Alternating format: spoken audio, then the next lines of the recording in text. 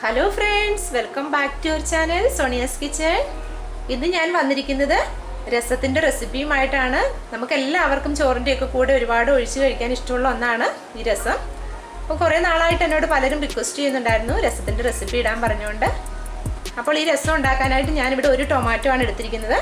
ഇതിപ്പോൾ വലിപ്പമുള്ളതാണ്, അതെല്ലാം തന്നെ ചെറിയ ടൊമാറ്റോ ആണെന്നുണ്ടെങ്കിൽ ഒരു 2 എണ്ണം ഒക്കെ എടുക്കണം, എങ്കിലേ അത് ഉണ്ടാക്കി കഴിയുമ്പോഴേക്കും കൂട്ടാൻ മാത്രം ഉണ്ടാവത്തുള്ളൂ. അപ്പോൾ ഈ ടൊമാറ്റോ ആദ്യം ഒന്ന് തിളച്ച വെള്ളത്തിൽ ഇട്ട് വെക്കാം ഒരു 10 മിനിറ്റ് നേരത്തേക്ക്. എന്നിട്ട് അതിന് ശേഷം ഇതിൻ്റെ ഈ സ്കിന്നൊന്ന് കളയണം. അപ്പോൾ അതിനായിട്ട് ഞാനിവിടെ ഒരു പാത്രത്തിൽ വെള്ളം തിളപ്പിക്കാനായിട്ട് വെച്ചിട്ടുണ്ട്. ഈ വെള്ളം തിളച്ചിട്ടുണ്ട്. ഈ ഫ്ലെയിം ഓഫ് ചെയ്തതിന് ശേഷം ഈ ടൊമാറ്റോ ഇതിലേക്ക് ഇട്ട് ഞാൻ മൂടി വെക്കുകയാണ്.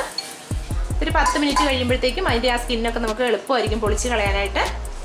ഈ രസത്തിലേക്ക് രസം പൗഡർ ഒന്നും ചേർക്കുന്നില്ല, പകരം ഫ്രഷ് ആയിട്ട് പെപ്പർ പൗഡർ അങ്ങനെയുള്ളതാണ് നമ്മൾ ഉണ്ടാക്കിയെടുക്കുന്നത്. ഒരു പാൻ ചൂടാക്കിയതിന് ശേഷം അതിലേക്ക് 2 ടീസ്പൂൺ കുരുമുളക് ചേർത്ത് കൊടുക്കാം.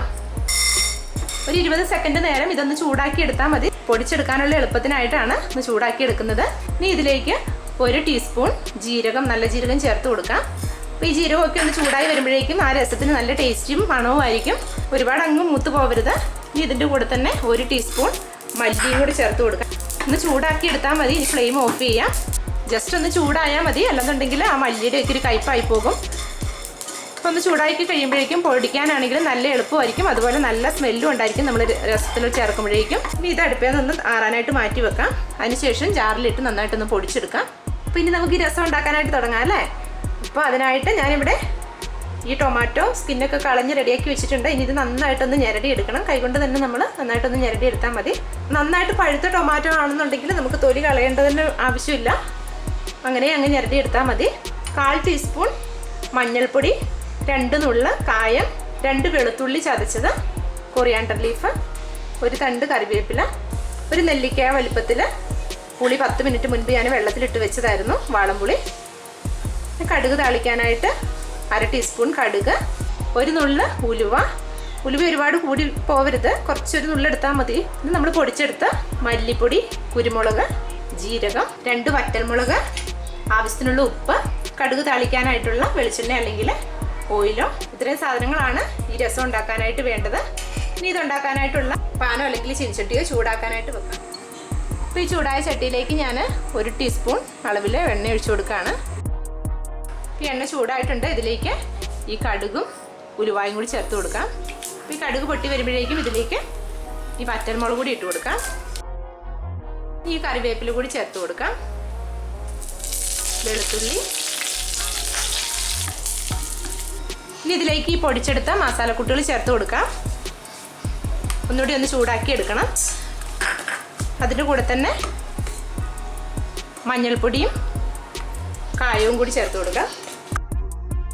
ഇതൊക്കെ ഒന്ന് ചൂടായി വരുമ്പോഴേക്കും ഈ ടൊമാറ്റോ ഒഴിച്ചു കൊടുക്കണം.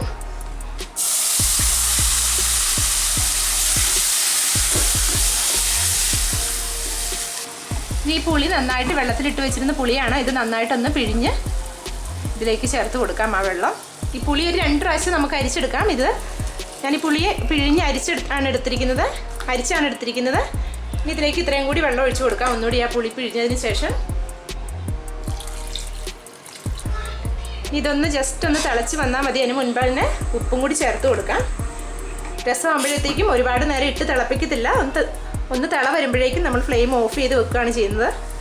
1 ടീസ്പൂൺ അളവിൽ ഉപ്പ് ഇട്ട് കൊടുക്കാം.